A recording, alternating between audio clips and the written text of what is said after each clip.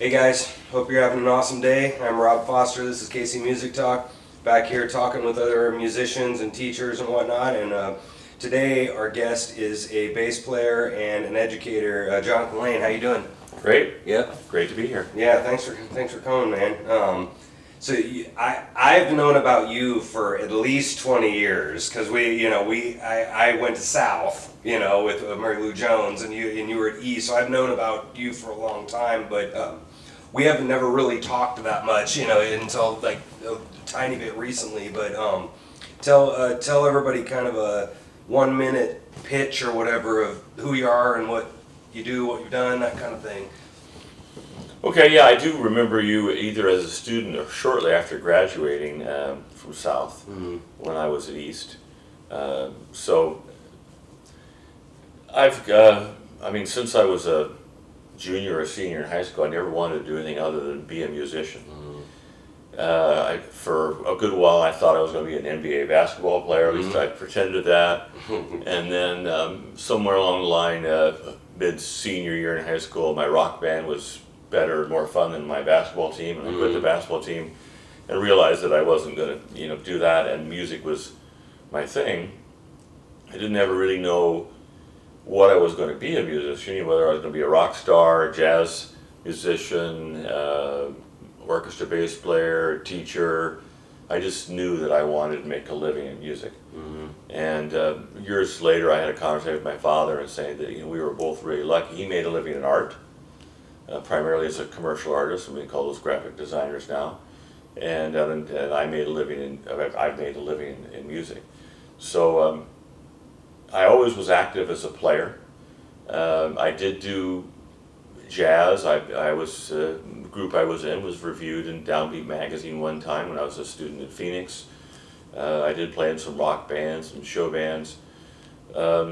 Along the way, I realized that if I wanted, there was a more clear track as a classical musician, that you could study orchestral stuff as a bass player. There was a chance I could get an orchestra job, and then also teaching orchestra and conducting orchestra. So I kind of still love jazz, and I still try to share it with my students. But I ended up focusing mostly career-wise on orchestra. And most of my time period as a teacher, I was still freelancing. I used to sub with the Kansas City Symphony, and I used to do Nutcrackers with that organization. I used to play a lot of Messiahs and these kind of things. And then I was also a private teacher. So my activities as a high school orchestra conductor and as a professional bass player and studio teacher have been my main activities. And now I'm officially retired from public school, and I have a group called Westwood Ensemble, concert May 25th of All American Music, and I very much enjoy that and the community orchestra aspect and how a lot of my older connections and newer people that meet me and the generally positive feedback I get from the players. And I'm still teaching privately. I have a student that was first chair at Allstate. He's only a junior. Cool. So, what ages is the Westwood? Is it mostly adults? This is one of the things how we're intergenerational. So there are high school students playing in the group. There are young professionals or UMKC type graduate students playing in the group, and undergraduates playing in the group. So there are high school students, there are college age students, there are people that are working professionals, and there are retirees. So we are fully an intergenerational group, and I encourage that.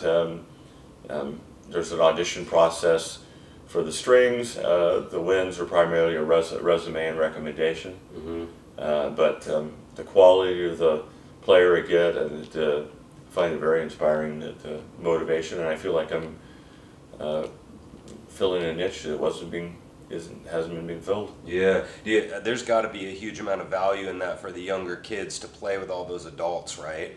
Yeah, that's one of the things that some of them, yeah, and often I'll try and arrange that they'll sit with one of the top players. That we do pay the principal strings, and that's the only staff. Everybody else is a volunteer, community orchestra member. Cool. But sometimes I'll try to make arrangements that maybe have a good high school player actually sit with one of the pros. Yeah, that's. And then the literature we're playing is all standard literature. And we've done Wagner and Beethoven, and we're doing Copland and Bernstein now, and we're doing. I'm pretty positive we're doing the Kansas City premiere of Florence Price's Symphony No. 3, Cool. which is the black woman composer. We're also doing a piece by Jerome Maras, which I think is probably a Kansas City premiere, although his ballet was done in 2001 by the Kansas City Ballet, and he was mostly known as a movie composer, but he's part of this whole collection of what I'm emphasizing in this concert, that American music is dominated by two ethnic groups, Russian Jews and Black Americans. And when you look deeply into what American music is, pretty much any genre that you go to, it's dominated by that group. Show tunes, musicals, movies, Russian Jews, jazz, blues, R&B, and then how they collide and how they interact. And I use the example of a gumbo, of the dish. No single ethnic group can claim the gumbo. Yes, it's associated with New Orleans, but it's Native American, it's black, it's French, it's Creole, and whatever generally the lower class or poor people could figure out what to put in the thing, okra, things like that. But I often say American music is a gumbo, and I've done a concert before about that, and I've written about that, a little story on our website about that. But Westwood Ensemble, jazz for sure. Yeah, is very much like that. It's not, actually, the epitome, in a sense, of two composers that come right to the top are Gershwin and Ellington, and that they knew each other and they begged, borrowed, and stole from each other. There's no question about. What's the line? Good artists borrow, great artists steal. They were involved in both of it, and it comes out great. They were just a couple of my favorite composers of all time. Yeah, that's cool. You're doing that ensemble. I think I just went out to Allison Mays' school out at South, Blue Valley South, and I did a little improv thing for kids. I just kind of played and talked about what I'm doing while I'm playing, and then also telling them what I've done like after high school. And I know that's a thing with a lot of people where you have a very clear path in school, but then when you get done, if you don't go to college, what is this thing? Like, why are we sitting here learning all this stuff? I'm endlessly fascinated by. That's one of the things about a community orchestra. So if I don't have an opportunity to put a high school kid with one of the professional players, well, maybe I'll put a younger person with one of our engineers who has an undergraduate degree in music, but then pursued computers and technology. Right. And so there's an attorney in the group, there's an anesthesiologist in the group, there's a retired attorney, there's all kinds of professionals. We've had nurses and dental hygienists in the group. We have to presently.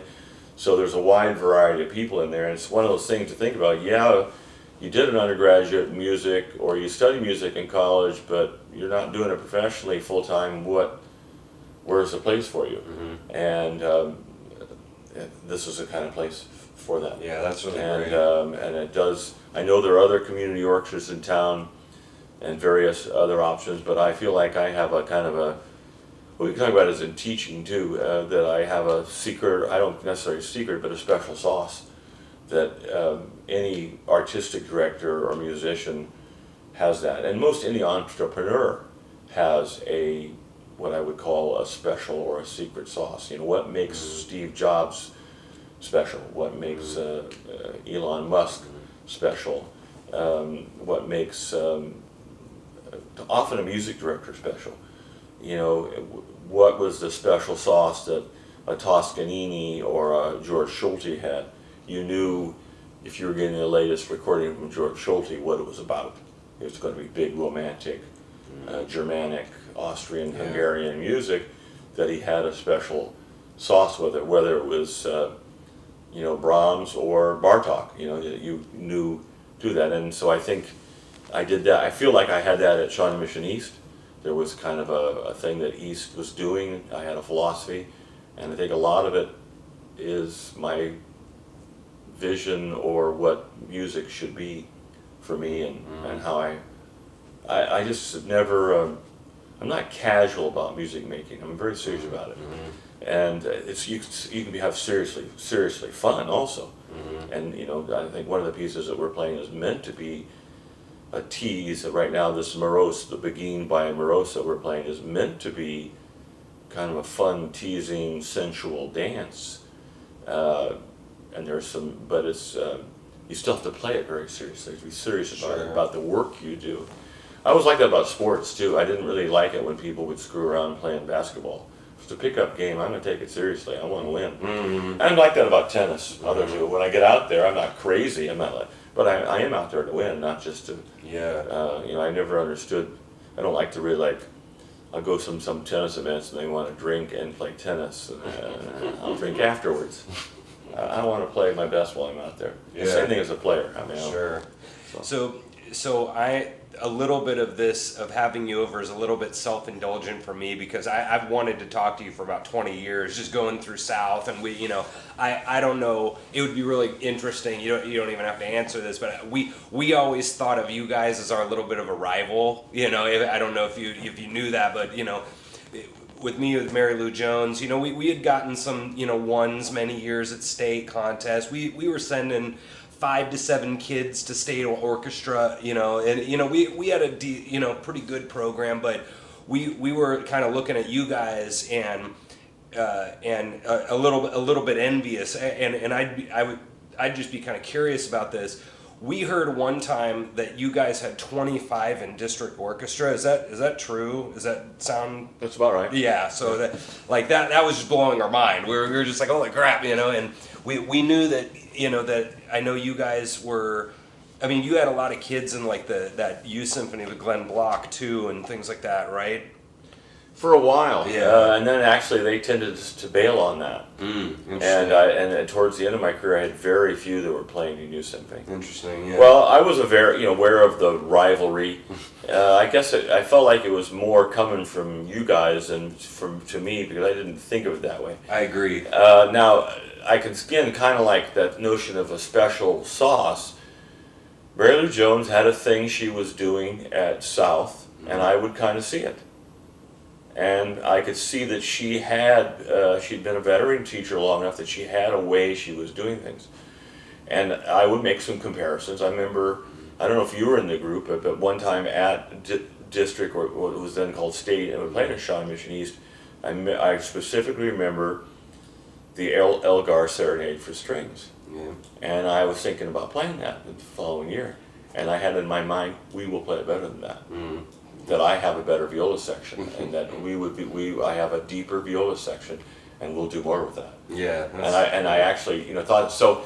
Often you are getting ideas from other people all the time, and I think about this even with Westwood Ensemble when I listen to the radio, and when I hear other groups. You know, I think I'm constantly thinking about what I can do, whatever my own musicianship, or what the groups I'm leading, how I can do it differently. So I learned from watching Shawnee Mission South. And then the other thing that I valued and really collaborated with is with my band director is full orchestra.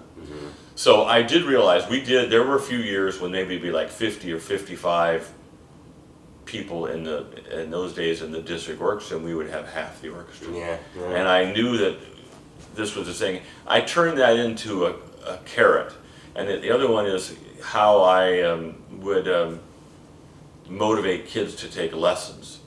You know, you have to, as a school teacher, one of your job is to motivate kids that can, or the upper kids, to go beyond you and to seek learning from other people. So I wanted my kids in youth symphony. I wanted my kids in all state and district, because I knew that the knowledge, and in private lessons, that the knowledge they had would come into my group. Right. And so that, like, you know, if I had let's say we'll use a violist that as a sophomore makes all state, it's like, she's going to make it the next 2 years probably, and she's going to be a leader. Right. And I wanted multiple leaders. I didn't ever do competitive seating for my group. That's another thing. That's another thing that I think is really, really a mistake when people get into competing for chairs Why is that? in the orchestra. Oh, there's all kinds of reasons. There's other people who have written about this. Louis Bergonzi has written about it. I think Jim Chellin has written about it in the GI. Louis Bergonzi wrote about it in the GIE thing. I had an article, I think it was published in ASTA about it also. It creates competition within the group. Mm-hmm. Now, to compete against like another school and have more kids make all-state or district, that's okay. I'm all right with that. I wasn't like running around like, nana nana boo boo, we beat you. But listen, I would always post the totals and say, okay, you can look up there and see who made all-state, and look who came in, other schools that came in second or third. Eric Crawford was at Wichita was counting all-state. One year he came my to student me. teacher. He was a student teacher. Yeah, I remember one year. I think we were down there. So John, we had 13. You had 14, but we were okay. We were almost right next to you. Yeah, it was okay, great. Yeah. And he has a good program, and he's a very good teacher and a good motivator. But and I would talk about this a lot with the band directors. See, there were also Kim Harrison, the band director, would have lots of all-state players also. Mm-hmm. There were years that we could not take a school bus. We had to rent a separate bus to feed everybody in. Because I'd have that many bass players. Yeah, wow. There was not room for them, and I would have 3 and 4 bass players. And there was one year I had 5 bass players in New York, so all of them had been either in district or all-state. Mm-hmm. Wow. And I had a cello section of 8, and I think 6 or 7 had also been. Wow. I mean, you do Schubert's Unfinished or whatever when you have that kind of depth. But there were one year that people were making jokes at me that I was like some superstar violist year. We had 5 or 6 violas in all-state. Mm-hmm. Yeah. But it was a lot seeking the right private teachers for your students. That's interesting. So you were saying that when it's like, the word against is whatever, but if there's a competition thing which is almost inevitable in the student's eyes, it's okay if it's sort of like you're competing against the other, like for all-state, where you're competing against everybody in the state, but within your own orchestra, you don't want people at each other's throats, you never or want resentment. That. No. That's interesting. This is a huge thing. I really feel it's a mistake that when my peers or teachers are using competitive seating in their orchestra. Mm. First off, you have to create the criteria and the test. And what really makes the best leader. Now there was one year, and I remember the cellist, I'd ask her who should be concertmaster in the next concert. Mm. And we had a girl named Vanis, and there was another violinist there, but the other violinist had scored way higher than Vanis at Allstate. Mm-hmm. I mean, he was in one of the top chairs. Mm. But he was not a leader as a personality. There's no question Vanis was, and she was respected and liked by everyone. This boy was too shy. Mm. There's no way that I could acting like a leader. Not like a leader. That's it. So the other thing is you want to do is, and this is any ensemble, develop many leaders as you can. So I never had a set concertmaster for a season. Mm. I always tried to rotate as much as you can. Again, if you have 5 or 6 all-state violinists, you can take turns. Right. You put one principal second one concert, the other one is concertmaster. You can look if there are solos. If you have 2 or 3 all-state players in the first violin, you take turns. Today, you take the solo. Tomorrow, somebody else could take it. Mm-hmm. And you share it. I got this. I had 2 really important mentors on this. Marvin Rabin, who's a legend in string education, and he promoted this, and then Bill Jones, William LaRue Jones, who was been my conducting teacher, and he conducted Allstate for us when I was in charge of it, and I did conducting with him, and they both brought this up to me, and I saw it. When I was first teaching, I tried to have a little competitive seating. It made more problems than it made solutions. You get parents at each other, you get kids at each other, and like one of the principals on middle school says, because I had written this article, I think, about, I forget what it was published about not using places, and I said, I don't do it anymore here. And he says, that's great. I don't want to, what do I know about, somebody comes in, I want to be concertmaster, and they're better, I'm better than them, and whatever. It doesn't matter. And what you want to do in any ensemble is build as much team as possible. And I think that kind of from sports. You know, I was a serious basketball player. I played varsity basketball in high school. If you want to win, you want a collaborative team. Yeah. You don't want, you know, people competing to be in the starting five or whatever. I mean, you want to have a good starting five. You want the best players out there, but you want to have a good 6, 7, 8 man or whatever. And if somebody's injured, you know that you have somebody backing up to do that, and they know their role, and they know their role. And you could have you know, same thing within your orchestra. But I never tolerated viola jokes. I never tolerated put downs. Yeah. I mean, if I'm telling a joke, a viola joke, I'm going to tell a joke at the violins. As a bass player, it's pretty good, fair game to make fun of violin players and their egos and stuff like that. But having a collaborative environment, and that's the other thing again about that secret sauce or things that I was planning to do. I valued the full orchestra literature over string orchestra literature. Yeah. And that's one of the things I see when I get out to schools now. Nobody's really doing any significant full orchestra literature. They'll cooperate, the band and orchestra teachers will cooperate with you, but they don't do what I call collaborate. And when you collaborate, you're benefiting each other. So one of the things, again, about Allstate and bass players, Shawnee Mission East performed at Midwest Band and Orchestra Clinic. We also performed at the National ASTA, and we did it at KMEA. The band that I worked with twice went to essentially Ellington. So we both groups, band and orchestra, had been at national conventions. Well, one of the things that was going on with me and the jazz band, and the way that we collaborated, and again, is how you motivate students and you get students involved at a higher level through collaboration. So, bass players don't have a great opportunity to play chamber music. Chamber music is a good thing, and I used to do a lot of it, and I did a lot of it with my student groups. But where can they really get it? Where they're one on a part in a jazz band. So I always encouraged my top bass players to get in the jazz band. Well, if the band director is dealing with one of my private students already like an Allstate upright bass player, how hard is it to learn jazz? Because they already know how to hold the instrument, they know how to do that, and I show them how to do jazz stop pizzicatos. I would work on that. So Kim Harrison, the band director I worked for so many years, almost always had an Allstate quality bass player in his jazz band. Right. Who other jazz bands are getting? What other jazz bands are getting? Nothing. And so on the other side of that, he encouraged his students to be in full orchestra. And one of the things we did after the first 2 years we were together, we started rehearsing during first hour. We both were in first hour.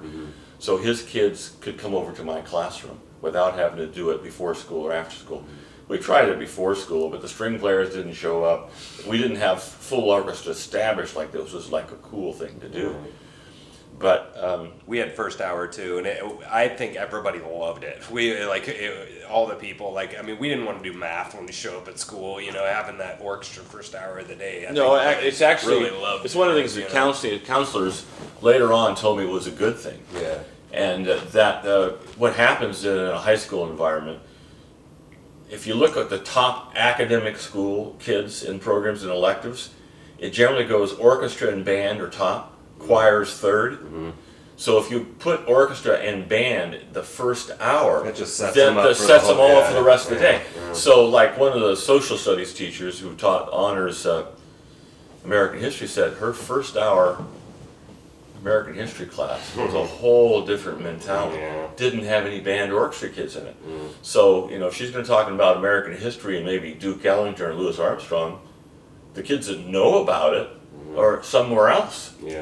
Or Copeland or anything else that might relate to the arts during the time period. So it's really very convenient for the counselors to do that, scheduling, because then most of your honors classes that relate to those kids aren't first hour. Right. You do it all differently. So going back to what you said about the competition in your own orchestra, so I was 96 through 2000, so I was literally in Mike Block's grade, so I sat 2 seats from Mike, so that was amazing, he's the best cello player I've ever gotten to meet, in high school he was the best cello, and so I knew his sister very well too, Laura, and so Laura was in my brother's grade, two years younger. And so there wasn't really any good violists above me in the grade above me. So when I was a junior, I was like first chair, and I had just switched a year before. Like we were pretty weak in violas. That's why Mary Lou had me switch in freshman year, because we were weak there. And so, but anyway, whole year I was first chair. Then first half of the year, still first chair. We do an audition, and I assume I got it. Laura comes in, of course, switching to viola, about 4 seconds ago, and just, and basically wins. And then, so we're sitting in you were talking about leaders, and, now she's gone on to play Kansas City Symphony and just done awesome stuff herself. But that was a moment where we're finally in the rehearsal, because they were in sophomore group and we were in junior senior. So now we're finally sitting there. She's first, I'm second. She kind of turns to me during the rehearsal and kind of like, can you tell the section yada yada? And I was still frosty, right? I was still kind of frosty that she won, and I was like, I kind of looked at her and I went, no, you can tell them, because it was just, that was the example of the frostiness of like, oh, so you're gonna come in here as this really great player, but then you're too shy to say something in the section, I would. And so that was a moment that probably wasn't the best thing for me to say, but me being a senior, I had lots of confidence, and I'd been doing that for a year or whatever. But that was an example of a time where I know what you mean about the kind of competition-y thing. The other thing I did, I always rotated the chairs. Yeah. We would rotate every week. Yeah. And so there was a zigzag. You'd have a stand partner one week, you'd have a different stand partner the next week, and then you would be back with the same one. Yeah. And so, Yeah. I would have taken the two of you and put you in the middle of the section to rotate with weaker players. Yeah. And heck, I could, as a conductor, I would say, Rob, are you playing that in third position? Oh yeah, Rob's doing it that. Why doesn't everybody? Oh, Laura's doing that too. Why don't you guys, if you start first finger on the D string, that will work better. Or look, or I would often look around and see the better players. I would have verbally, I would have said, Rob and Laura are playing that in third position. Why don't you get some ideas from them? Look at, we're sitting with Rob, or you're sitting with Laura. Why don't you look and see, or Laura, would you help them put a fingering in it? Would you show her that fingering? So you solicit those players as collaborators, as operator together. Yeah. So there was no point to it. So I never had, I can't think of any time or very rarely when I had friction between the players if they'd been with me. Sometimes I'd have someone that was new that moved in or didn't know me and wouldn't understand that, but they generally adapted pretty quickly to that. But this is something too, the top professional orchestras rotate. The people that they have titled chairs, they have different roles. They're paid to be, if you're a principal, then you're paid to go to the bowing meetings, to turn in bowings, and to play any solo that comes out. If you're assistant principal, you are be prepared if that person's sick to do that, or maybe you're assigned the ballet or the opera, so you're principal for that. But the section players generally all rotate. Now it's been kind of funny in the Kansas City Symphony that they had some people that weren't rotating. If you go and look at the program, but they basically rotate because they have a different stand partner. They rotate around it. But I think it's Boston was one of the orchestras that started as you auditioned for violin, not first violin or second violin. Yeah. And think about it. Now I realize in this case, if you're playing a long time and you get used to playing all the second violin parts, man, I have to learn those first violin parts. You play violin. It doesn't play up in 19th position. Look in the F roll. It doesn't say concertmaster unless you have a specialty, or it doesn't say first violin. It just says, full size violin. So, and basically that's the other one too. I did one time. It was the funnier things I did. It showed me how bass players could just couldn't care about this. I was talking about seating, and I said I'm going to leave the room, and you guys seat how you'd like to for the concert. And I just stepped out of the room for a while. Interesting. And I was out for 2 or 3 minutes, and various sections moved around. They kind of used seniority for the most part. Maybe it was the last concert, and I came in, and not a bass player had moved. They were just all sitting there like, what is this? Who cares? Well, they just didn't have any ego related to that, but it was actually a pretty fun event That's funny. And Yeah. it made me laugh. I did some other things related to letting the students choose and self-evaluation. There are a couple of books by a guy named John Taylor Gatto, who I recommend to everyone. He recently passed away. He was an award-winning teacher from New York, and his books are related to the problems with public schools, and he's very, very critical of public schools. However, I still got a great deal of ideas from his books about self-evaluation and peer evaluation. And so, I mean, one thing is if you were going to have seating, what if you all voted? Well, like this, I asked this girl, this tellbearer, who should be concertmaster. She said Vanis for sure. There's no question.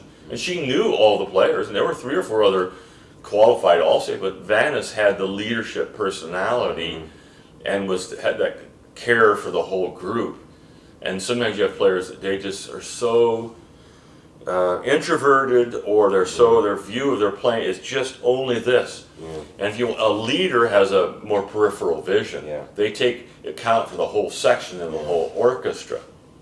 And just because they were first chair at Allstate or they got a 1 at Solo Ensemble Festival, that doesn't whoop-de-doo. And professional orchestras, that's one of the things they do nowadays. Even anybody, they give them a tryout time period. You don't just get the job. You're under a probational time period to see if you fit in and how you collaborate with people. But I took pride in the fact that my orchestra got along with each other and liked each other. That's good. And the first year or 2, that was not the case.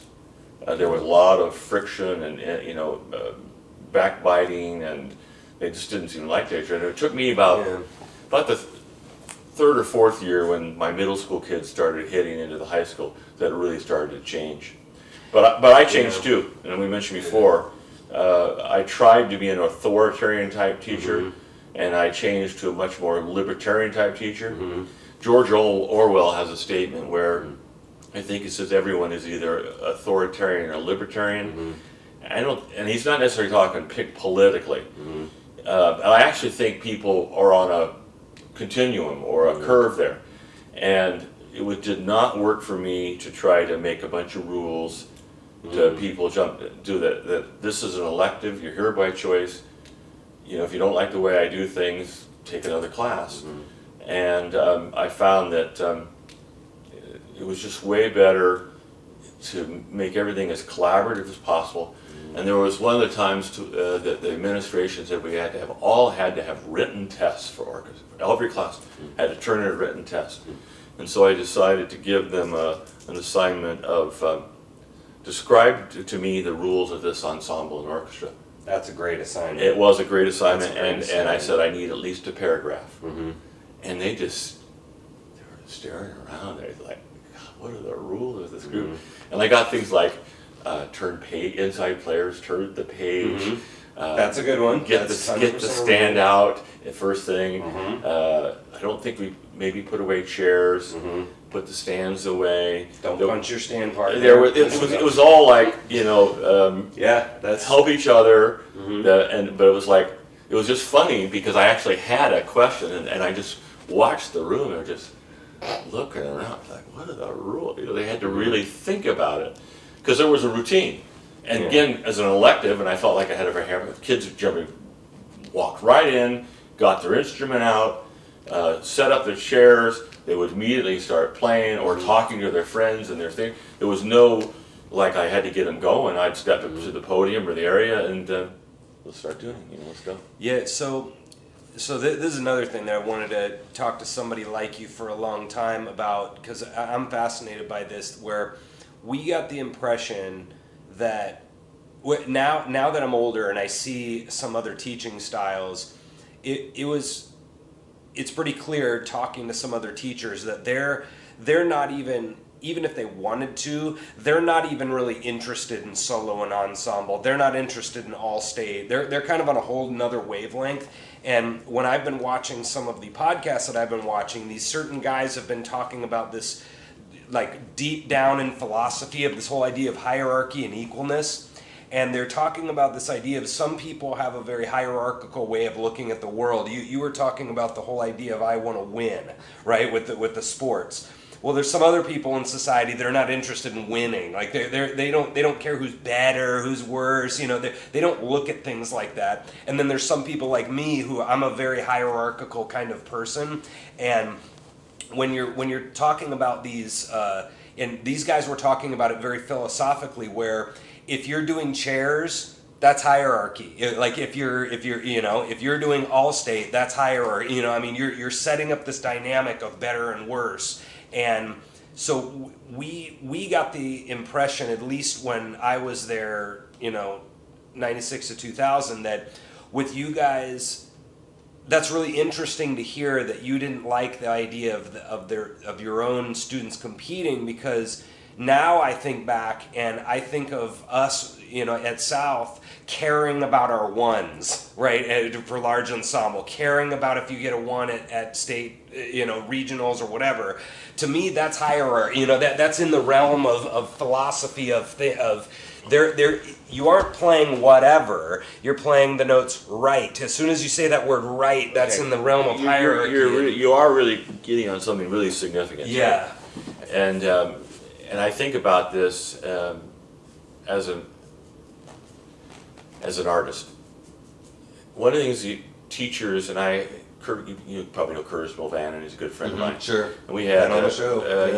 We had coffee or whatever, and a while ago, and one of the things, you have to think of yourself as a music teacher, as an artistic director, if you're leading a group. And what does an artistic director do? So it's all encompassing. So the other thing is how, if you're an artist, a painter, a player, whatever, or composer, I think of a lot of composers, who are you wanting to satisfy? Are you wanting to satisfy a bunch of judges to get a number or some rating, or are you trying to satisfy yourself? And what I was doing, and one of the reasons, I wanted to work with my band director and do significant literature, was I wanted to satisfy myself. I wanted to conduct Beethoven. I wanted to conduct Wagner. I wanted my experienced students to have that kind of experience. I didn't want to just do student-type pieces. And I value those, and there are certain composers like Merle Isaac and Doris Gazda. I recommend those to everyone. And I enjoy doing those pieces, but it's not Beethoven 7 slow movement. It's not Egmont. And I remember the student later on, like in her senior year, and she said, Mr. Lane, I listened to Egmont almost every night because I loved playing it so much. Wow. She loved the piece. It had that kind of impact. And that's what I want. And I still occasionally meet a student and they'll say, didn't we play that Sibelius Symphony number 2 finale in high school? Yeah, I did that a couple times. Or Dvorak 8 finale. There's certain pieces that I wanted to get to. Now, when we would do those at State Festival, I thought, or I wanted a 1 or whatever, but I didn't choose music to get a 1. I didn't choose music really specific of festival, other than I needed 2 pieces and I wanted it to be great music. Yeah. And so typically we would have a performance of at least one or both of those pieces that the rules supplied for Keisha. We can talk about that more. I might do Dvorak 8 finale and Mozart Impresario overture. Now sometimes we'd go over the time limit, and I would just kind of laugh about that, because you want to stop me in the last 2 minutes of Dvorak 8? Go ahead, step on up. See if you can shut these musicians down. Then you're going to penalize me for this? All right. Rarely did I ever have a judge that had any problem with that, because most people, whatever the limit was, 10 or 15 minutes, most people were playing like 5. Really? Yeah, and then the whole grading system that Kansas has is poorly done. But no, I still have students that go and go to the state-sponsored solo and softball festival. I knew my bass player was going to get a 1 before he ever left. I know what the judging, I know how the system works there, and I would sometimes ask the student before he's going to go, who does you know who the judge is? They say, oh, you'll get a 1, but don't whatever. And then they have some system now where you have 80 points, and my student got 79, and I asked him what did the other bass players get in his school. Oh, one got a 72 and one got a 76. So, what does that mean? So you were talking about comments too. I don't remember who it was. Somebody I was talking to was like, and then they sit there and they're like a grade, and they're like, good job. Yeah. No comments. There was just garbage. There was just a garbage. There was a college cello professor in the area that my students would play for sometimes, and he might get a good rating, but then it was nice job, nice tone. All right. That's all it would say. Yeah. And so, over my career, I bailed on the solo ensemble festival, and that. Fortunately, at the time, the principal we had there, I explained it to him, and he was completely cool with it. Later on, I had a different principal, and it was a lot more difficult to explain, because he had this hierarchy competitive thing, and he had a son that had been in choir and gotten 1s. Right. So, right. In the olden days, in the 20th century, in the olden days, getting a 1 at festival might have meant something. Nowadays, you send I've had students get scholarships, significant money, off a cell phone video for the scholarship. Up at Interlochen, at KU, at the last minute they didn't get the live audition. They send a video of a cell phone, and the teacher looks at it. Yeah. You're saying that had nothing to do with how many stupid 1s he got at It whatever. doesn't. That system is in the past because of video. And you can watch it and see it. I mean, really, I have a student who's taking the Kansas City Symphony audition coming up for bass. He's just finished his junior year at Cleveland Institute. He sent a video like the day before it was due to get accepted to Interlochen summer camp for scholarship. He got it. Mom took a video of him playing Von Hall Concerto, I think, and it happened to be my former teacher was one of the judges, so I later talked to him about it.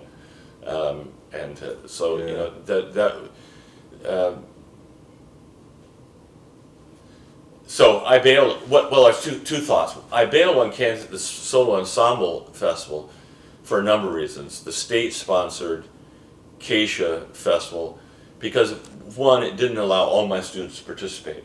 And I thought it was so important that everyone do it, not just some selective group. Why? Everyone should experience chamber music, and everyone should play a solo. Period. That's it. And so for me, if I wanted to do that, Acacia was just getting in the way. So I separated the events in my school. I created my own solo ensemble festival, sponsored and run by my booster group. That way I could choose my own judges, and I could set up my own criteria. So I did that. I created my own judges forum, and that way. The other thing is the Acacia people, the state does not have access to the best quality musicians in Kansas City. I did. As somebody that subbed with the Kansas City Symphony, I had the principal bass, I had the assistant principal cello, I had some of the best private teachers into it. If I had a private teacher with judging, like violin, I didn't have just one violin judge, I had two violin judges. So they wouldn't judge their own students, they judged others. And the other thing I did, I changed it to a 10-minute format where they play for 5 and masterclass for 5. So they all work with them. And so, use the example of my bass students, Jeff Kale, who was principal bass at Kansas City Symphony at that time, or same thing with Susie Yang. You're doing your solo, and then you get 5 minutes to talk to Susie Yang or Jeff Kale about your solo, rather than just a piece of paper. Nice tone. That's way different. And then you go look at a chart on the wall to see how you did, and you wait for a few days to get it back for the judge's sheet. And and then you look, and nowadays they have this rubric junk, and you look at all this rubric, and music is not a rubric. It just it doesn't apply. Yeah, so I've got two stories about that really quickly. So I did really great my junior year. I had a really great year. I was playing a lot. I decided I was going to go to college finally and do that. So I did really great. Uh, um, Disclaimer: I ended up getting 4 1s that year. A girl at state, which is not possible, right? You know, a girl. Senior quartet. She didn't, kind of a big fat cheater there, but she didn't show up to state. She wasn't in Emporia, so they were like, You subbed in. I subbed in, and I wasn't supposed to, and I should have gotten kicked out, but I didn't. But anyway, so that was a moment. But then senior year, I probably get a little bit of senioritis going on. Show up to so I get state 1. It did really well. I practiced a lot. I was with Steve Cruz. I was taken from Steve Right. Cruz at the time at UMKC. But get to regionals, get a 2, and I probably played good, but I probably deserved it too. I was senioritis, I was ready to go, and so But that was a moment where the judge, the ratings kind of thing gets all muddy. With different judges, and they're giving everybody 1s. Steve Cruz comes in and judges, and Mary Lou's like, he's tough but fair. If you don't do well, he's not giving you a 1. But if you do well, he's gonna. So that's kind of what happened to me. That was like reminded me of that. What, I was worse a year later? No, I wasn't worse player a year later, getting a less rating. I wasn't prepared. Well, so that's one thing. And then the second quick one is that I had a student the other year, and he was going through and went from like barely middle of the pack to like second chair. He had gotten a lot good, a lot better. He was practicing. I taught with him for about 2 years, and he ended up, it was something like he missed, oh yeah, that's what it was. So he didn't get into district. So that would have been whatever, November or something, right? And then he gets to solo and ensemble in April or whenever it was, and he ends up getting a 3. And I get the impression that when people do the ratings thing, what's really tricky is that they start, because there's a lack of what you just said, of a lack of comments and all that stuff. A lot of people, this is where I agree with some of the people that don't like the ratings, where they replace the I wasn't prepared to play today, which is what I think a 3 means. If you're going to go ratings wise, I think that means like you're not a crappy player. You needed another month on this piece, and you weren't ready to play today. But he replaced that in his head with I am a 3. Like as a person, and that's how I think he took it, and I didn't like that at all. I was like, that's a bummer, man, that he took it that way. And I tried to talk him out of it, but he ended up. I've looked at this for years, and the other thing I taught in other states, and I know teachers from other states, and so there's layers and layers of problems with the Kansas system. Mm. Other states require judges training. They have to go to a class. Some of the bigger states, Wisconsin, Michigan, whatever, you have to judge at a middle school level year after year, and then you have to be evaluated by the teachers before they promote you to judging at high school level. The other thing is we don't have, either in large ensemble or small ensemble, literature rating. There's an entire book this thick from Virginia that rates the literature difficulty.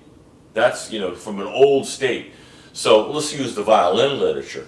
So a senior comes in playing Mendelssohn Violin Concerto, and a senior comes in playing a Seitz Concerto.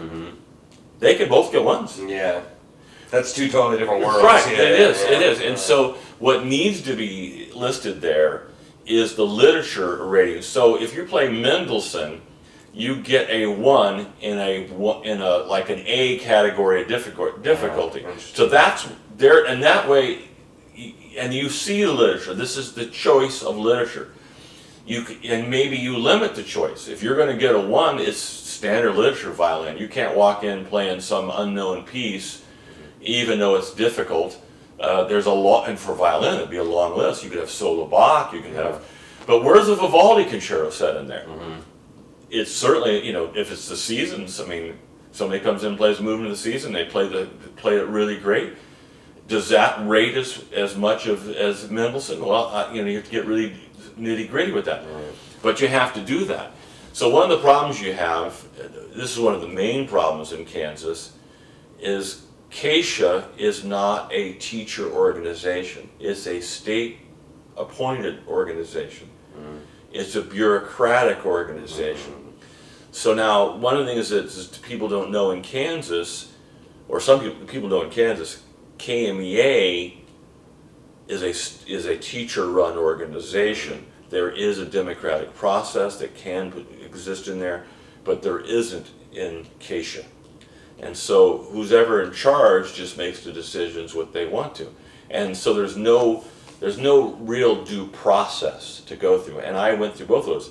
And so for a while at Shawnee Mission East, we had a new choir teacher that had been on the Missouri side. And I was trying to explain to him the difference between KMEA and CASHA. It was really like, it took him a while to get it. Because other states don't do that. So I think on the Missouri side, I think ASTA runs the solo ensemble festivals. So that gives a lot of clout to ASTA as an organization. It gives them something to do. ASTA in Kansas does almost nothing. They have a convention. They don't have there's no regular due process to create festivals and events. So, and I've encouraged other people to do this. I mean, I'm not the only one that was upset with the Solo Ensemble Festival, and I can talk about problems with Large Ensemble Festival also. But it's the same thing in Large Ensemble Festival. I could walk in and play Wagner's Rienzi, and someone else is playing a student piece, a Merle Eisner. Well, it actually happened one year, and one of the judges told me about it. I was playing like let's say Rienzi of Wagner, and somebody else came in and was playing Danza by Nellie Bell. Danza by Nellie Bell to me is a very significant piece to do with students, but it is not the same level of a piece to do with seniors or juniors and seniors. So that person was actually just trying to get a 1.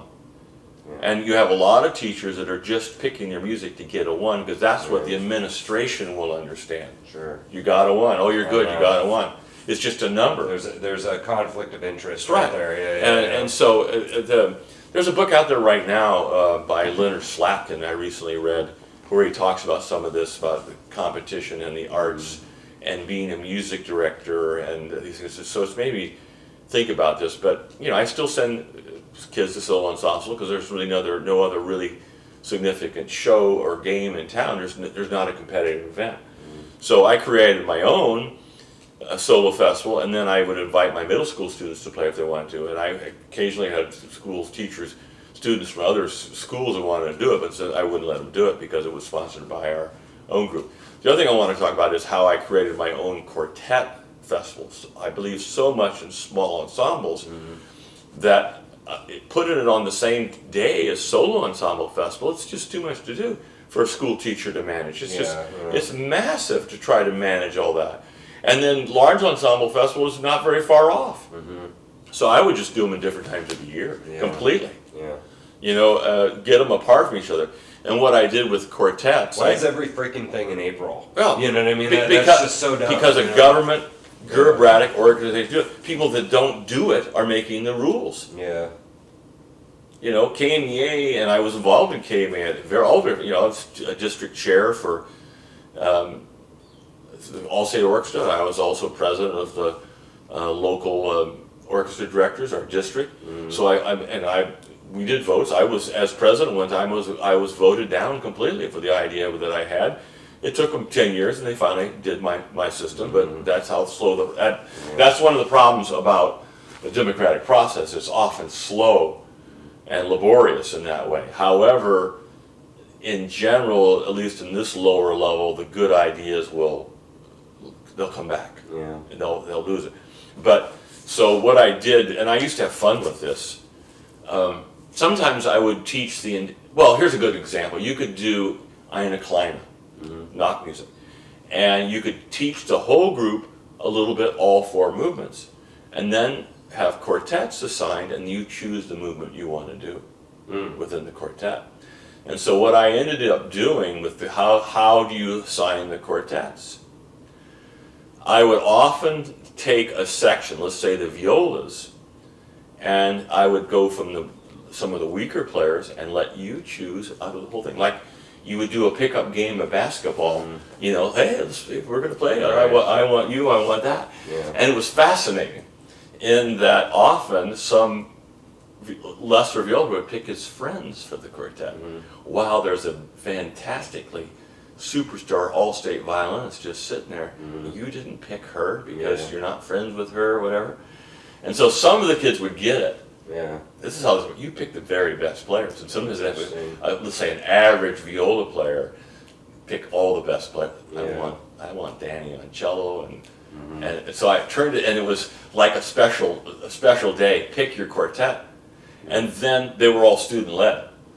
Sometimes I'd wander around and help them, and then sometimes I might invite a clinician. But really, what I wanted them was to their own interaction. Yeah. Yeah. Some people always want to bring in clinicians to do that, and that's okay to some degree, but most of the time, and so like I'd spend a week just rehearsing the quartets, or you know, if there were 5 days, we would rehearse 3 days of the quartets. What tone? And the kids would really look forward to that day, Right. because they're interacting with their peers. You're teaching them what tone are you coming out your second violinist with? You know, like between each other. You know, are you coming at them with, hey guys, something felt weird. You know, our rhythm felt weird around this line. Right, so you know, they let's try it again, and say, hey, you motherfucker, you need to, you know, The other thing is, who's the leader? yeah, You know, who, you know, like, and you're creating leaders. Right. So maybe it is, everyone's together and the first violin goes, or maybe it starts with the viola, has to cue the cello to start the piece. And it starts up bow, and how are you going to do it? You don't count out loud. It's not, I mean, nobody's old enough to remember, the old Lawrence Welk trouble. He'd go 1 and a 2 and a 3 and a 4. To start, you can't do that. It's really tacky. You don't see the Juilliard string quartet that they look at each other. And so by doing that in a quartet setting, often more kids would get to experience with this leadership. So again, the quartets train leadership, one on a part. One of the things that my son's a trombone player. He's written an arrangement for us of "I Love You, Porgy" with Joe Parisi as our soloist, and he does improvisation, obviously. Of the Gershwin, he had coined a thing he called string players are pack animals. And I thought about that. I thought that's pretty negative. But what does he mean by that? Well, they follow the leader. Yeah. And this is true of a lot of student groups, and this was an issue related to my community orchestra, is that they're used to following a leader. And I've heard a local concertmaster talk about that within his community orchestras, that he feels if I don't play, they won't play. Yeah. And so I like to think of it as more of a fantastic flock of birds, because they're the leader changes. If they're flying the swallows or going to a Capistrano or whatever, it's not the one bird leading all the time. They take turns. And that there is beauty in a large string section when they jump, and you can see the music. And I talk about that with any ensemble I work with. Go to the concert because you can see it. A clarinet player is not so fantastic. But a cymbal crash, a violin section, or all the violins and violas that have a double down bow, and you can see it, you feel it like it's a dance move. It's like I call it the bow of the ballet, the ballet of the bows. Yeah, I literally said that at the school the other day.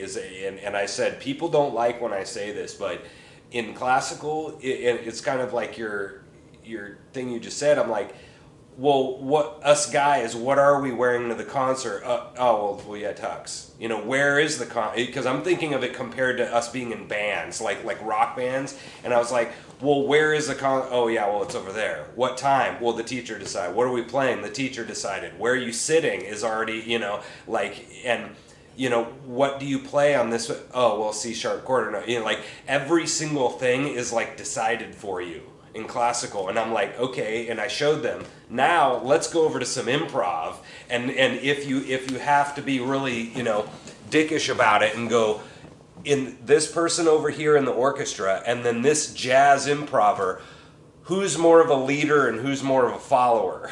I'm like, people get pissed off when I say that because it sounds really negative, but I'm like, come on, dude, I'm over in this playing this jazz stuff, and I have to decide everything as a band. It's community, like you said with the quartet. What are we playing? Well, we got to like all deal with that, they don't like me saying that because it sounds negative and derogatory, but I'm like, it's true, Actually, I'm going to disagree with you. In classical, not everything is decided. Right. There is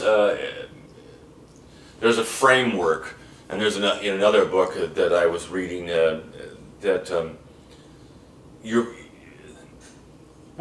even in jazz, if you're coming out as a standard blues tune, and if you want to play whole tone scale the whole time, it's probably not going to fit, and they're not going to want you in there. Now, anarchy rules music. You could do that, but they're probably not going to invite you back again if it's an R&B band and they want soul groove, and that's what makes the girls scream or whatever. When that whole tone scale may fit. You can fit that in somewhere, maybe on a certain chord, or some advanced improvisation.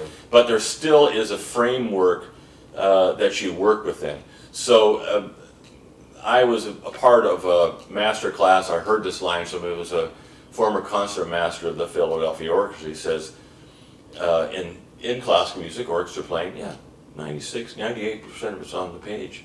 But it's that other 2 or 3% that sets the great orchestra or the great performance from everyone else. Yeah. Because the notes are the same, but what do you do with them? Right. The choices, particularly as a soloist, how much vibrato, sure, what bowing I'm going to use, what do I want to bring out, and this is one thing that's so much fun I enjoy about playing solo bass. There's a lot of things I'm doing as a bass player right now. I'm teaching more of solo literature. Not only the Bach cello suites are so popular, everybody's got to do some of that, but there's the music of the Dragonetti waltzes I play. There's some other pieces I play that I've kind of more recently discovered of just solo bass, and the fun of not having fewer rules. You don't have to have an accompanist. You don't have to work it out with someone. If you want to do it, if this time you want to make a big retard just because you feel like it, you can do it. You don't have to collaborate in that way. Yeah. So here's another question. So like we were talking about all the contesty stuff, and that's just like, to me, I just see that as like, when I was talking about that whole idea of hierarchy, that's sort of like just an end result of an underlying philosophy that somebody has. That's just like a vehicle to be able to perform stuff, but I've had people on the show and that I've talked to before, and this is something that I've been really like struggling with in my own studio for years, is that like how much technique to give them, because I found that like when you're talking about this whole idea of motivation, there's part of it that is, this is supposed to be fun, because it's not just like Mr. Baseball, the Tom Selleck movie. It's like, I didn't pick up a ball and a bat because I was dying to work as a kid. It's like this is supposed to be fun. But I found that part of the motivation is like when you're 4th, 5th grade and you get to 8th or 9th, you're now playing like 2-ish page pieces, and you can feel you're kind of doing something. You can feel that you're kind of doing this okay. And so I feel like some of the reason why people stay in it is because of the fact that they are like actually playing well. It's not even that they're having fun, but they can feel it, that they're kind of doing it. And I've talked to so many teachers about this, and when I talk to them and I hear them for 10 or 20, 30 minutes, and they're talking about sort of like fun, and then I was like, man, like, we've gotten 30 minutes in this conversation, and I haven't heard them talk one time about these students actually like playing well, like getting good at their instrument. It's all like I'm their friend and all this stuff, and so that's great. And so that's where I go into this whole idea of the hierarchy idea. Is that like my philosophy is that like, you can't just drill curve finger, you just can't do that every single like moment of the lesson. But I struggle because like my philosophy is very hierarchical, because I want them to start playing well, and it frustrates me when we have this like philosophy of that, like this sort of equalizy, we're all in this together, it's all, I get frustrated with that because each thing is like missing something. It's not nearly as fun when you drill sergeant them to death, but at the same time, when you go all fun and we're all in this together, the problem is that you never get any mic blocks. Like that's just not a thing that happens. Well, so what's your thoughts on that theory? Well, I think.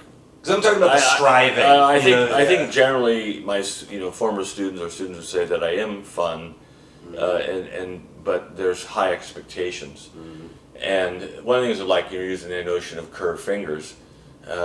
You don't play in tune with you can't play in tune with a good tone unless you have you stop the string properly. So it's like vibrato. You can almost compare that with like puberty. I've used I think Kurt Mosier gave me a line. It's like, if you can grow hair under your chest, you ought to be able to vibrate under your hair on your chest or hair under your arms. Let's say, because better line. And so if often I'll have a student who wants to vibrate, but they're not curving your fingers. Well, you're not ready to do it. Or they're like or squeezing too tight. Yeah. So you have to give them a reason why to curve your fingers. I was working with my stepson tonight. He was playing bass and he's playing out of tune because he's not curving his fingers. I've been working with some out in Olathe, and there's a student that I work with there, and basically every fourth finger he plays is flat because he's not curving the finger; it's collapsed. And so he has a good enough ear, he'll actually try and adjust and shift. He'll actually shift for fourth finger to make it in tune. But the reason and nobody's caught it and side of this problem. And that's often a problem with bass players, that they don't curve a fourth finger and that note will come out of tune. I've actually seen that on the Facebook orchestra teacher saying, so I was asking why is this kid's all of his F's flat? It's because it's in half position, he's not curving his finger. So when you give them a reason why and what the goal is. So one of the things that I've learned, a couple of my two of my teachers that I had, Larry Hurst is one of my main bass teachers, and then Carter Enyard. I took cello lessons from him for a summer at UMKC, and they both said, I swear they both almost like a exact quote, I teach tone. I am a tone teacher. And tone itself is what usually brings players to a certain instrument. That's what they like. The violinist that switches is like, man, I really like that C string. I really like that G string. Those high notes didn't worry. That wasn't where my mind was at. The bass player that likes the low notes, that really likes the fact that they can hear that, and maybe they want to play jazz, and that's not big solo stuff. That's not in the high registers. Walking changes is that. And so just playing with a good tone on an open string still excites people. I remember going to a Gary Carr bass master class when I was a kid, and we'd get there, and he says, well, and people ask, why do you play? Well, I still like doing this. And he just played an open string. And then he said, then he played a first finger note, and he played with no vibrato. I still like this. You know what I like even more? That. And that you can, a string player can shape an individual note. So the reason I didn't really get turned on by the piano, once you hit the note, there's not much you can do with it. But as a string player, once you hit a note, man, you could bend it out of whack, you can shape it, you can play it louder and softer. There's so many things you can do with it. And when a student starts to realize that they can shape it themselves, that's when they start to get hooked into it. That it's in tune with a good tone, and you say, you can play more vibrato, make that note longer if you want to. I can, yeah, I would. Or, like I teach the elephant, the famous Sanson thing, the bass excerpt, and at the ending, it doesn't say retard, but you can if you want to. Right. It sounds better to me. It sounds more finished. Yeah. But the composer didn't write it in there. See, you're talking about shaping that note, and that's where I'm struggling, because because I can't do that on clarinet, because I don't know how to do clarinet. I can have I can go Billie Holiday soul in my heart, but I don't know how to do that on clarinet, so I'm done. I can't like soulful, so like what I'm struggling with, like I said, is that in order to be able to shape that note, you have to have some control. You have to have some control over your bow grip. You have to, kind of know what you're doing. But in order to get to that point, you have to do some technique. You have to, and so I'm struggling because I'm not dealing with. Well, here's gloves, a hierarchy thing. know? Here's a hierarchy thing when it relates to this notion of tone. I don't teach clarinet because I can't really help someone get a good tone. I can teach a string instrument because I know what good tone is and I know how to get to it. Yeah. And I can sort of an orchestra as a conductor solicit good tone from winds, but I don't have the specific details to it. Right. But if you prioritize tone on any instrument, even as a singer, then there's a hierarchy, a checklist. Playing postures, body language, how you hold your instrument, and then what is in the head and why you need a private teacher often to demonstrate what quality tone was. Years ago I had a bass student from Hong Kong who was self-taught out of a German, he just looked at the German books, he never had a bass teacher. And so when I played, and he was a pianist, he was a decent musician, but he didn't have a concept of what the bass tone was supposed to be. He didn't have a notion of feeling how the rosin grips the string, how much rosin to put on, how close you play to the bridge, where sol tosto as a pulcha, whatever it is, close to the bridge, where that he didn't have a feel for that because no one had taught him to do that. As a pianist and just reading the old German book, he knew where the positions were. He could play sort of in tune, but he didn't have a concept of tone. So the concept of tone and how to get good tone is huge. Now that was one of the compliments I would often get from Shawnee Mission East, the string tone. And I would get a compliment from festivals sometimes, and there'd be 3 judges, and one of them knew I was a bass player, and I expected you to have a pretty good low string sound. And then another one, and I remember she was a viola player, man, your string sounds so good, are you a violinist? And I go, wow, what a compliment. Yeah, that's a great, those guys that are cello players and they've got, 14 cellos, their cello section is very strong, but that's cool if you're a bass or lower strings master. I knew that, again, if I want to do certain literature, and this is true of the string orchestra, if you're going to do the great literature, you have to have a balanced string section. So I love the Tchaikovsky Serenade, and I can particularly love the Elegy. Well, if you don't have a deep viola section, there's no point in doing that. And if you don't have all the sections covered, there's no point in doing it. It's not going to sound right. So when you pick your literature, you need to, particularly as a school teacher, you have to see that you have those parts covered, that you have, certain pieces require, well, let's see, the Holberg suite has that really difficult viola spot in the prelude. Well, if you don't have all-state viola players, you should not be doing that piece. Because the rest of the piece is not super hard. But also, that's what makes that piece a grade 5 or a 6, that viola lick in the midsection of the prelude to the Holberg suite. You just shouldn't be doing that at festival if you don't have the guns, the ammo to play that, the horses to pull it off. Right. Yeah, and so another, couple questions. We're getting close here, probably. What is there anything that you've noticed about students today as opposed to? Let me give you an example. So when I was going through, late '90s, we had a handful of Suzuki kids in our school. And there was not a million of them, but there was certainly most of our front row had been playing since they were like 5 or 4, like me. And there was, even in our school, that was, I don't know where we would like rank or something, but we had a handful of 20 kids that were really into it. Like they were all taking lessons, they were going to state contests and stuff, and there was a lot of them. And I don't know, I'd be really interested to find out how many kids are starting, even if they're not doing Suzuki, how many like in the city are starting kind of that young and taking it that seriously,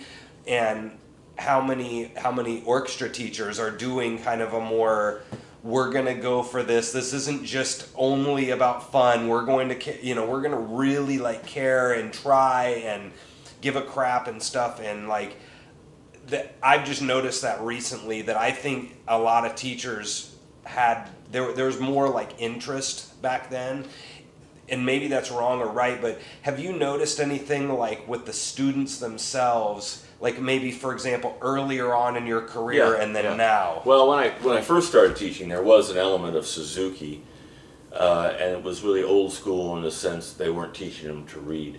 So I had players in the group that could play these fantastic things that couldn't read. It was really a problem in very early days of my teaching.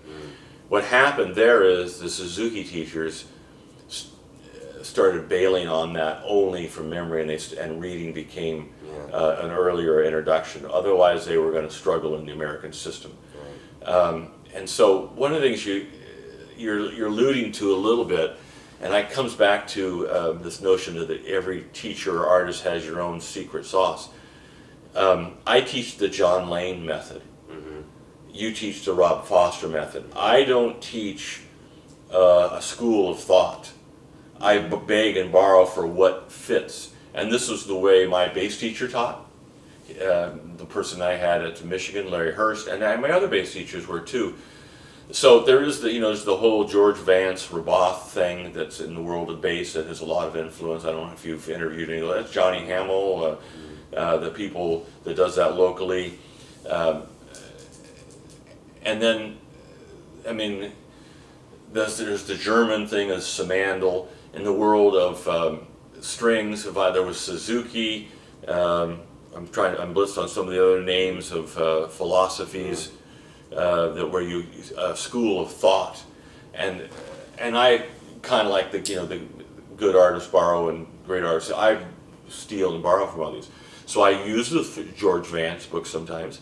I use the Suzuki bass book sometimes, but I pick and choose. Right. And for example, I don't like the fingerings in it, I just change the fingerings. Sure. But the material is there, and then since I am a string player, I can play violin. I've studied quite a bit of cello, and I've studied violin privately. I can play viola, I'm not a great player, but I can play all these.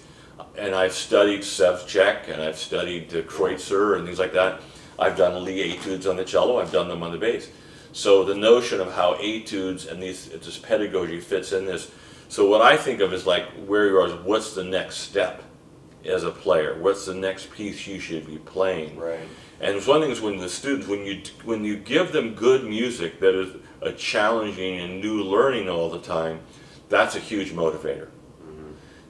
If you just keep playing Baroque sonatas because you don't think they're ready for, you got to go on. Right. And so even though maybe they do a Baroque sonata, and then you do a Seitz concerto, and you tell them this is to get you ready for Mozart and Haydn. Oh, really? Yeah, you're not quite ready, but we do a Seitz. Let them know there's a path. Yes, right. What you're going for. Or I've had students come to me that want to play, Kusavisky concerto. They're just not ready for that. Right. And I say, well, what we normally do is one of the Kusavisky shorter pieces first. Yeah. Again, in the world of violin, maybe you play a short Chrysler piece before you take on a big romantic piece. Right. What is the right, appropriate thing? You don't give a violist the Bartok or Walton first. You do Telemann for a while, and Stamitz or whatever else to get them to move up the ladder. But those are still, Telemann can be very satisfying. Sure. Stamitz can be very satisfying. Well, I've noticed too that for me, one thing that, because I started at 3 and I was able to go through, I took lessons and I practiced, but you know how that is with somebody who's not, I wasn't a prodigy or anything, but it was easy. It was easy for a long time, and I didn't have to do near as much as another person to kind of fake it and get it done.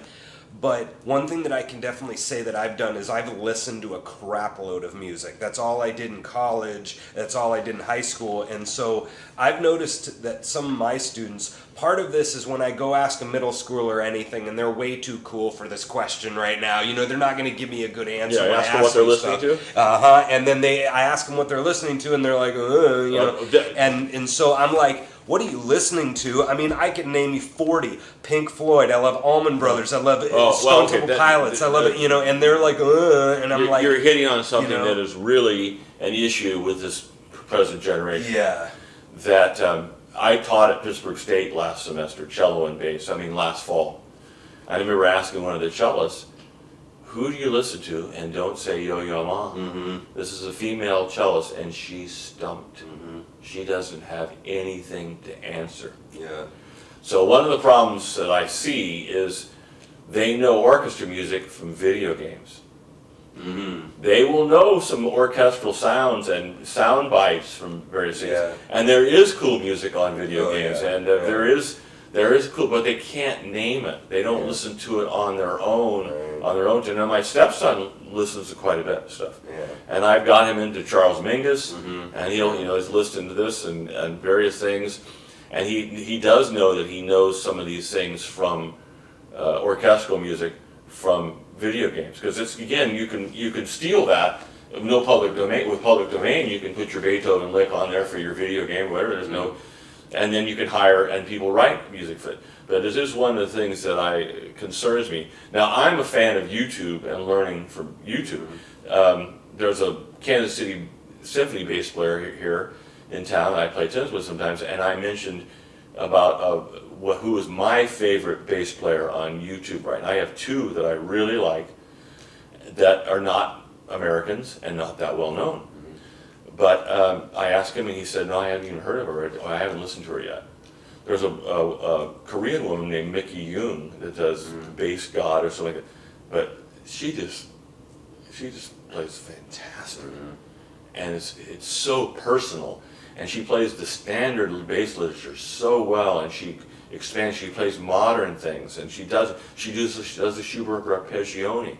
And there's another guy that's Eastern European, Bojo Pozadik, or I think his name, and you can watch him play all this standard literature, and they don't have any of the influence that I could see of the movement we have in the United States of Suzuki or the George Vance Roboth. They're completely.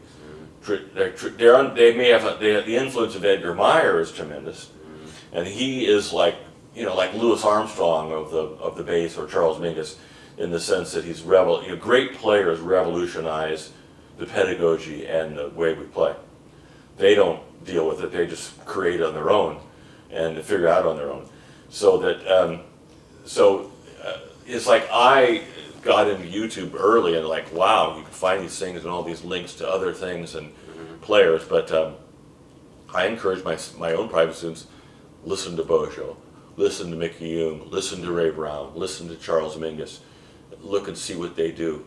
And now I do work with jazz band kids over at Olathe Northwest. Those bass players know other bass players, jazz bass players. They know who Ray Brown is, Right, and they know who Ron Carter is. It's because of the teachers, in that case, and who they're listening to and learning. Dave Holland. Yeah, and so one of the things is if you, and this is true in orchestra too, if you play recordings of kids, or you give them a little test, say, here's the old Philadelphia, well, you could do more dramatic. Here's an old recording of Beethoven 5 by, Otto Klemperer, and here's a modern recording by, so tell me the difference. What do you hear that's different? What is your critical listening? Yeah. And so That's a great exercise. The critical, or the other one I've seen this too, and I've seen this in jazz programs do this. Give me a report on your an alto saxophone player. Give me a report on your favorite 3 alto saxophone players. What makes them different? Go write a report and send me online and links to the YouTube videos of your 3 favorite bass players and why you like them. And critical listening is what I feel like young people are not doing. Yeah. So to have a young woman cello player not mention Jacqueline Dupre, who is your prior teacher? How did you not know about? And then there's all these fantastic young women players nowadays. Yeah. It's not just Yo-Yo Ma. He's great. There's a ton of them. But then like for my bass students, I'll tell them, listen to Pablo Casals play the preludes to those Bach suites. The freedom he takes, and this is before we had all the early music aficionados, and you would listen to Pablo Casals and how he plays the cello suites, and he was like the first to bring them back to the modern world. The violist, no one was playing solo Bach until Pablo Casals started doing it. So here's another question for you. So what you've mentioned that you're not opposed to jazz and that kind of stuff. I remember, and I don't know this for sure, and I'll just call them out by name, but I remember Mary Lou coming to me and talking about that you know, Mr. Bishop was frustrated with her strolling strings and doing that in orchestra.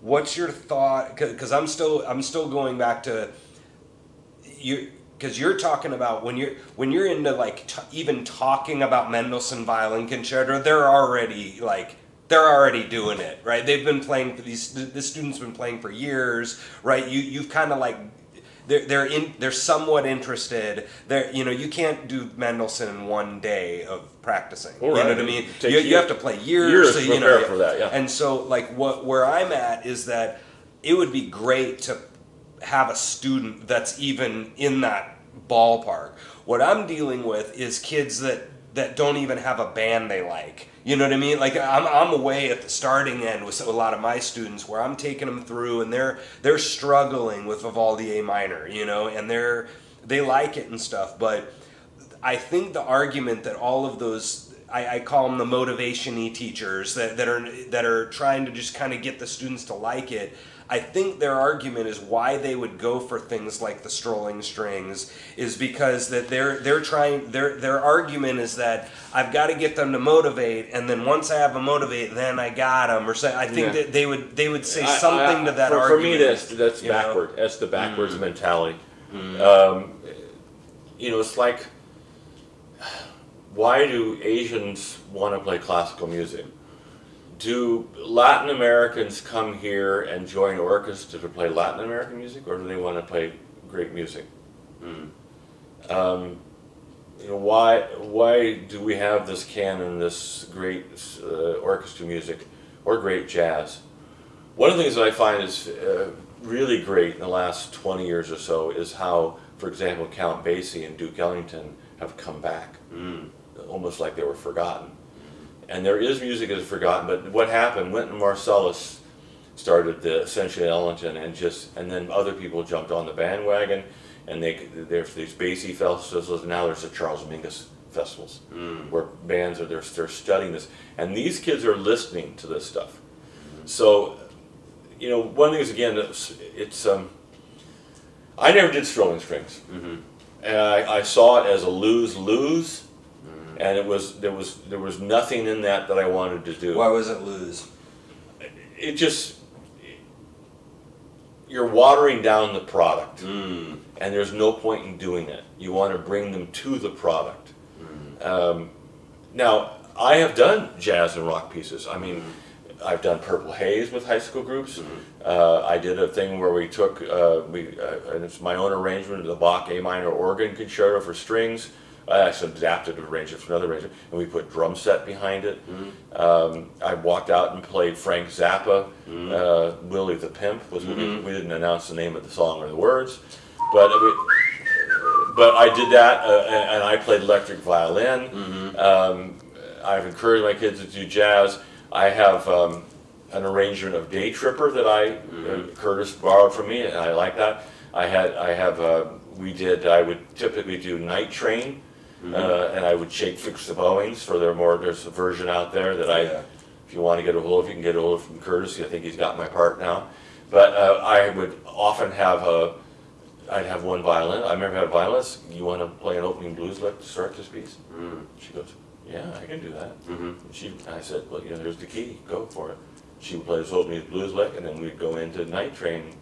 The audience would go, whoa, this is pretty cool. So again, Night Train is classic. Sure. It's classic R&B, jazz, R&B. I mean, it's not background music for people having dinner. Right. And that's what you do with strolling strings becomes. To me, it waters down the product. And I've never been interested in watering down the product for any group I do. And it's same thing with Westwood Ensemble. I will not play music just because it satisfies an audience. And in a community orchestra and a school group, you have to satisfy the players as much as you do any audience. And so it's one of the things you have in college teachers, conductors, they don't have to necessarily satisfy the players or the audience, because they're conducting in some cases to satisfy their own resumes. I want to do Nielsen Symphony No. 4 because I want that on my resume. But does the audience or the orchestra care about a Nielsen Symphony? No. They'd rather play Schubert or Beethoven. And yeah, and it's like we need to hit Afternoon of a Faun or Clair de Lune at some point in the next 5 years, so these guys can experience Debussy or what. You know, they might have that agenda. You know, they don't have an agenda if they like it or not. We need to experience Beethoven's Fifth. We need to experience or Third. You know, we need to experience these pieces. That's what I thought our orchestra conductor did. We need to do Rhapsody in Blue. Everybody needs to do it. Let's do it. In college, you're talking about? Yeah, like in college. Like that. There's you should have a plan and a curriculum to me. Yeah. So, you know, I've been associated with Pittsburgh State and Hayes, and I never really saw that the conductors had a curriculum in mind or a plan to opportunities for their orchestra. Mm-hmm. So to me, if you are in a good college orchestra, typically you're going to do a large percentage of romantic works because that's what everyone can play. Mm-hmm. What typically misses or they don't do earlier classical works because it uses the winds. Mm-hmm. You know, if you do a Mozart symphony, well, there's no trombones. Mm-hmm. And so what happens there, politics or this is true with the Kansas City Symphony, professional orchestras. Mm-hmm. Professional orchestras don't play Baroque or early classical music very much because it doesn't use everybody who's on the salary. Right. That's one of the advantages of a community orchestra or a freelance orchestra. You can do, like when I do, I'm making plans for Westwood Ensemble next year, and here's my pitch for that, and the season theme will be called Bach to the Future. Mm. And so the first concert will be Baroque music, Bach, Vivaldi, Purcell, but the Bach we're going to do is big orchestral arrangements, the Ormandy Stokowski things, like not the Toccata and Fugue, but Sleepers Awake and the little G minor. Mm-hmm. So the full orchestra people will get to play, but I'll have half the program with string orchestra. So I just do the rehearsals. Hey, you know, winds come for the second half. Right. That's easy. They get to play, but we do that. We do some. Probably we'll be doing the Goldfinch Concerto by Vivaldi with the flute soloist. Mm-hmm. Marcus Otis is our first flute player, and we'll probably be playing that. And then the second concert will be classical and early romantics. So we'll have Mozart, and we'll finish with Beethoven and Rossini, and we'll do some Haydn on there. Mm-hmm. Well, there again, I won't be using. They're probably where the Mozart we're doing will have trombones, and the Rossini will have trombones, but there'll probably be no tuba, and there's no large percussion. So I don't have to have that. I'm not having something else dictate the artistic choices. So the third concert will be French Romantics. I think we're going to open with the Dukas fanfare for brass, so they'll get to play. The Forêt Pavane, and then the Franck D minor symphony. All French music, romantics. And then the final concert. Where's all the Russians? I'm just kidding. We did that on last season. This last season we did a whole St. Petersburg concert. You're like, there's too many damn Russians around here. There's too much damn Russian music. But the last concert, I can argue, will be American music, and it'll probably have Copeland again. He's a Russian immigrant. I mean, this comes from a Jewish Russian immigrant family. So actually, Bernard Herrmann also will probably be on that program. Cool. So that will be there. But one of the things, again, often teachers get into think that they are entertainment directors rather than artistic directors and have an educational plan. So the other thing to think about, what if the honors English class just decided to read comic books because it's fun to keep them in the class? Yeah, that's a great. Who's going to do that? That's a great. Or the math teacher says, well, we're just going, we're not going to do calculus anymore. We're just going to watch baseball and do baseball statistics because that's what everybody will read. Mm-hmm. Some of you like. Well, baseball statistics are pretty cool, actually, and I read There's that book. There's some stuff you could learn. Oh, there, Moneyball is a great book and a great movie, and I loved all that, the numbers related to that, and there is a lot of things you can learn from that. Yeah. But what would if you see your orchestra, your top orchestra, and your top bands as honors programs, the kids have lasted this long and made it that far. Why would you give them lesser quality literature? Mm-hmm. If the English teacher, instead of doing Shakespeare and Hemingway and Steinbeck, decides we're just going to read comic books all year. And and not that there's anything necessarily wrong with comic books, or we're only going to read, popular novels, You know, Harry Potter and Twilight. or movie, you know. Right. No, the administration and the parents would be mad if you got a kid that's gifted and talented, and they're not learning Shakespeare or Hemingway or reading these things and talking about these books, or George Orwell or whatever, Fahrenheit 451, these things like that. The great literature that they have in there that we should be doing. And so I always wanted to present the music that I loved and had a passion for to my students. Yeah. I want you to love Bach as much as I do. Yeah. I want you to love Beethoven's 7th slow movement as much as I do, and it was loved in the time period that it was done. Right. And Rossini is great fun. I mean, there's humor in Rossini, and let's enjoy it.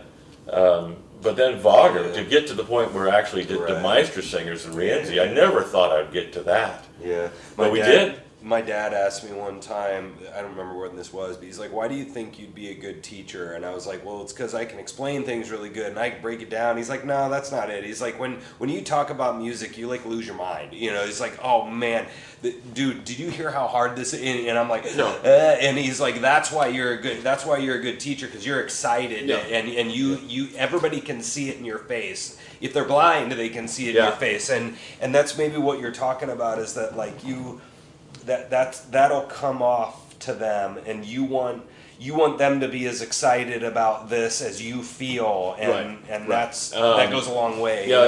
Passion for it. Yeah. Passion for playing and passion for sharing it. And when I see teachers that have that, it makes it easier. The other one is telling the story of the music. When most music has some story behind it. How many people forget to do that?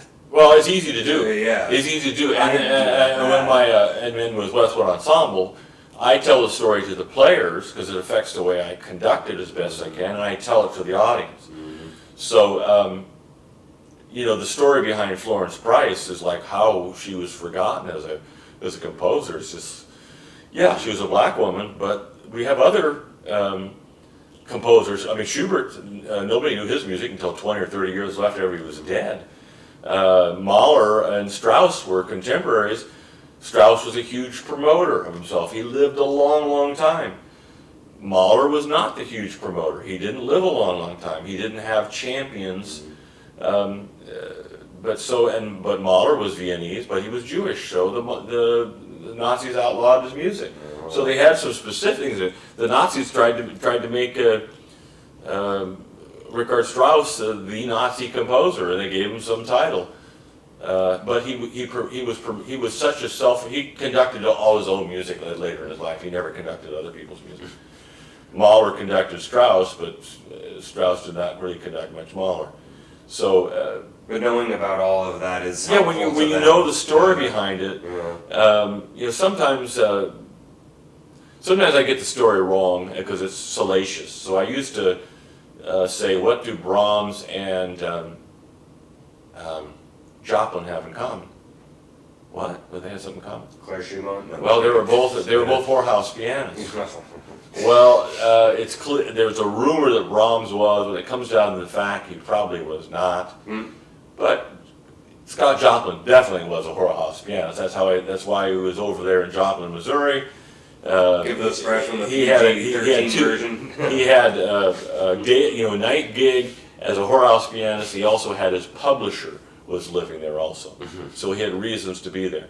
So sometimes you want to tell a salacious story or an exciting story about a player, about that. But then the story behind Tchaikovsky and the 76. I've never conducted 6, but for example. 1812 Overture, Tchaikovsky didn't like that. It was a propaganda piece. But he loved his own serenade, strings, and he did it at the same time. And everywhere he traveled, the serenade was asked to be played. And he was very proud of that. But Copland, for example, was not proud of the Lincoln Portrait. I think the Lincoln Portrait is very, very poor Copland. I would wonder, then I finally saw some article where they were, at the end of his life, what pieces did you want listed? He said, can we leave Lincoln Portrait off the list? It was war propaganda. He was kind of coerced to write it. The 1812 Overture was commissioned or whatever by a czar who ended up was been assassinated by the time it was produced.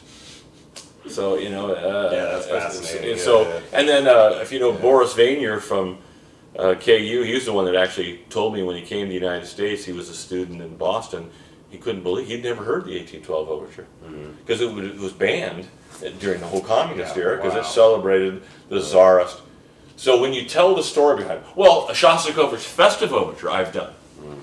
Well, that's a amazing. I don't know if you know this piece. It's an amazing piece of excitement and fun, but Shostakovich, it's unlike any other Shostakovich piece. Now it shows his skills as an orchestrator and an arranger and his ability to write excitement, but it's a very positive, uplifting piece, unlike most of Shostakovich. Well, he was told, basically, you write a happy, patriotic piece or we're going to kill you and your family. Oh, well, okay, I guess I'll do that. Well, that was a little bit what was going on with Tchaikovsky. He was being coerced into writing his piece over and over again. He didn't want to do it. But when you actually listen to it, some of it's pretty good Tchaikovsky. I think the opening is pretty cool. But and then the fireworks and stuff like that. Americans have no idea what the history behind this piece. It's celebrating Tsarist Russia.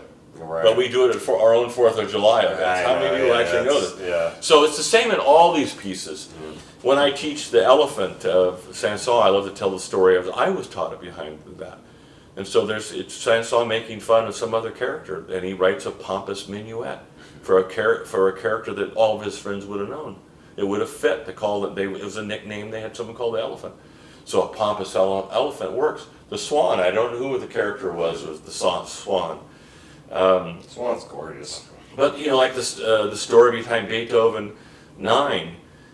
Beethoven was very much into liberty and freedom. He was very much aware. I mean, why does he change the title of Symphony No. 3? Because he was enamored with Napoleon, and then Napoleon makes himself dictator, emperor, or whatever, and he realizes he's a fake and a con man, so he takes that page off, and he calls it the heroic symphony.